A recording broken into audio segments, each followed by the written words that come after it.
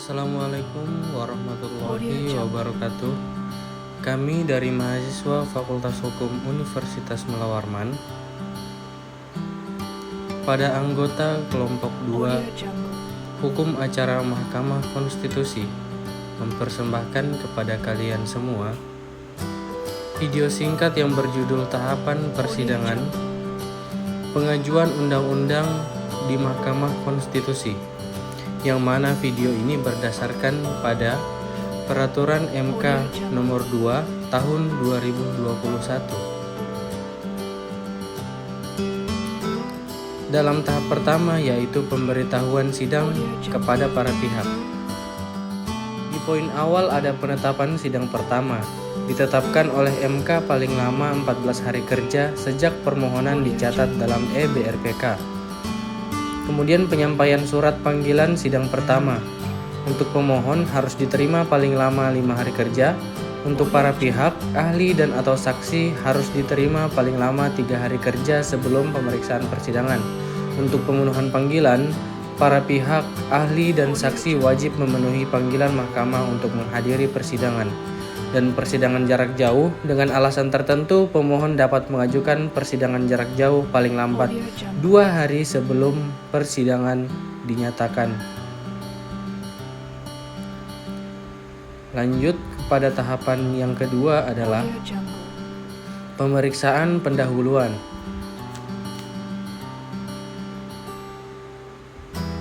Pemeriksaan pendahuluan yang pertama itu dilakukan dalam sidang terbuka untuk umum melalui sidang panel yang dihadiri sekurang-kurangnya 3 orang hakim. Yang kedua, pemeriksaan pendahuluan terdiri dari 2 tahap sidang, yaitu pemeriksaan pendahuluan dengan agenda untuk mendengar pokok-pokok permohonan, memeriksa kelengkapan dan kejelasan materi permohonan. Pemeriksaan pendahuluan dengan agenda untuk memeriksa perbaikan permohonan serta pengesahan alat bukti pemohon. Yang ketiga, pemeriksaan pendahuluan wajib dihadiri oleh pemohon ataupun kuasa hukumnya. Jika tidak hadir dengan alasan yang sah, permohonan dinyatakan gugur. Dan yang terakhir, tujuan dilaksanakan pemeriksaan pendahuluan adalah untuk memeriksa dan memastikan syarat formil pemohon terpenuhi, yaitu legal standing, kejelasan permohonan, dan kewenangan MK. Yang ketiga adalah pemeriksaan persidangan. Pemeriksaan persidangan dilakukan dalam sidang pleno terbuka untuk umum yang dihadiri oleh 9 orang hakim atau sekurang-kurangnya 7 orang. Persidangan dilaksanakan secara tertutup atau rahasia dalam keadaan tertentu, yaitu rahasia negara, kesusilaan, dan atau perlindungan anak.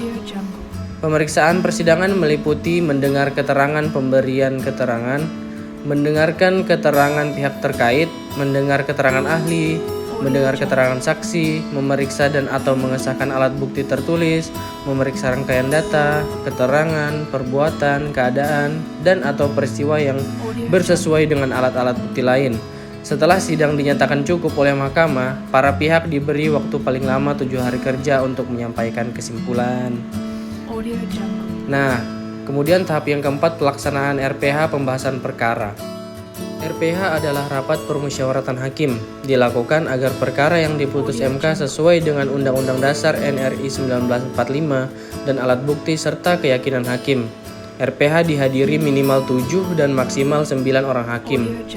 RPH pengambilan putusan antara lain penyampaian laporan panel hakim mengenai hasil pemeriksaan pendahuluan atau pemeriksaan persidangan, penyampaian pendapat hukum hakim mengenai kewenangan mahkamah, kedudukan hukum pemohon dan pokok permohonan, penyusun hasil RPH, pembahasan rancangan putusan mahkamah, dan yang terakhir pembahasan rencana pengucapan putusan.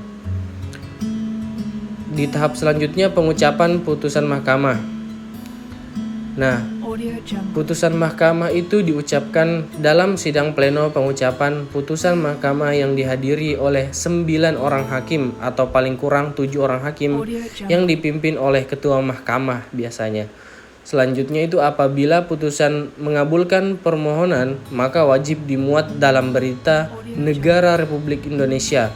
Di sini paling lama 30 hari kerja sejak putusan itu diucapkan.